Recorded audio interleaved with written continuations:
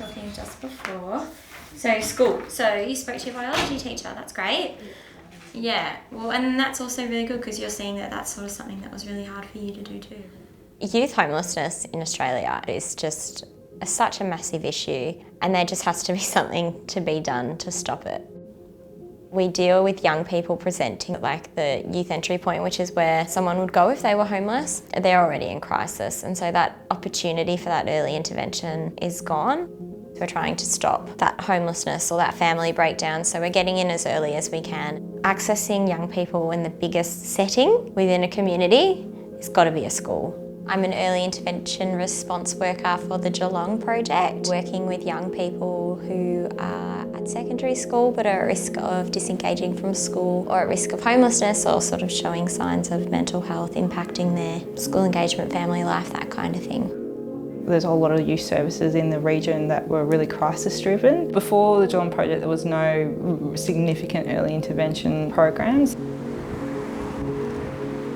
A common, misconception of what homelessness is rough sleeping, so people sleeping outside, which obviously is the real pointy end of homelessness. What we've seen is homelessness also includes young people who couch surf, which means that they go from either one family's house or a friend's house to another friend's house to another friend's house for maybe short periods of time, and that's where a lot of young people go to if they don't live at home. We work mostly with the underlying issues. Some of the things that I see pretty regularly is family violence or family conflict, depression and anxiety, financial hardship.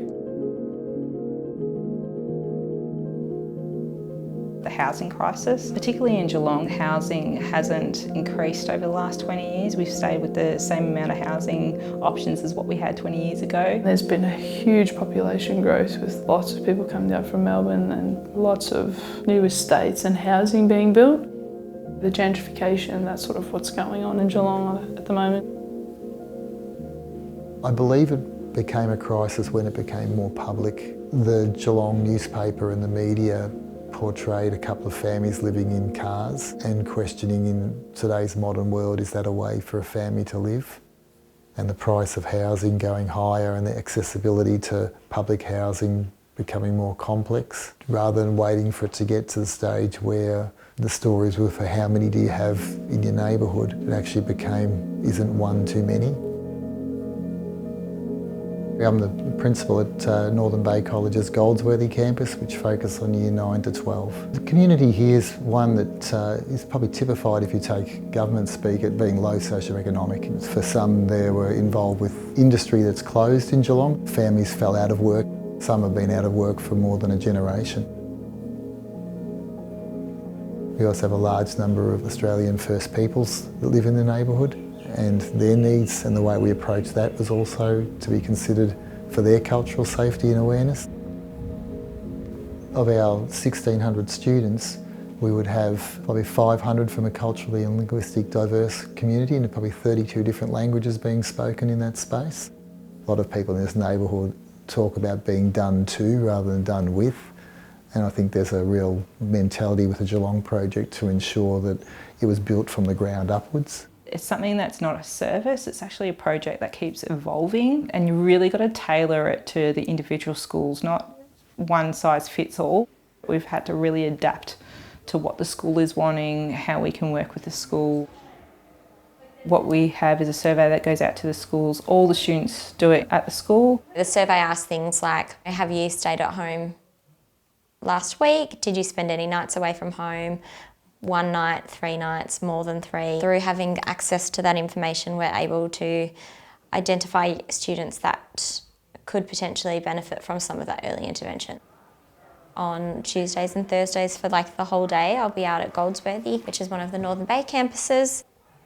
The most important thing about the beginning of the day is coming in and just saying hello and chatting to the wellbeing team, getting a feel for what's been going on and having a bit more of an understanding of where the school's at, or if there's been any incidents or anything that's occurred with any of the young people I'm working with.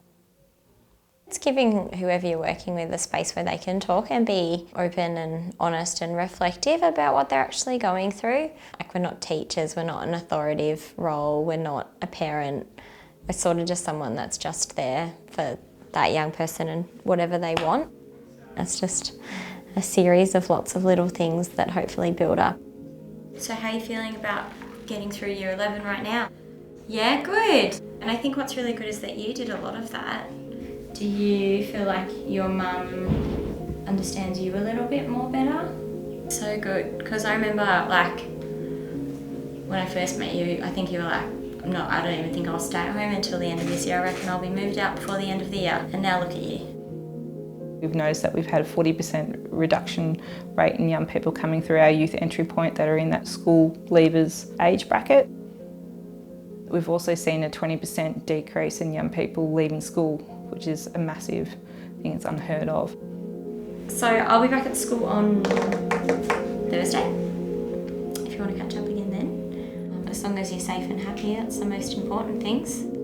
The thing with early intervention, it's not a quick fix, it's something that is quite slow. It's taken 6 years for us to see that real big deduction in young people coming through youth entry point. I think the Geelong Project, their goals are honourable to make sure people don't become homeless, to make sure they remain engaged in school. Because the alternative is to see a large generation of young people leave without a sense of purpose and optimism. Every young person we work with is completely different and their story is completely different and why they're working with us is completely different. I hate that some young people don't have anywhere to go and just everybody should get a chance.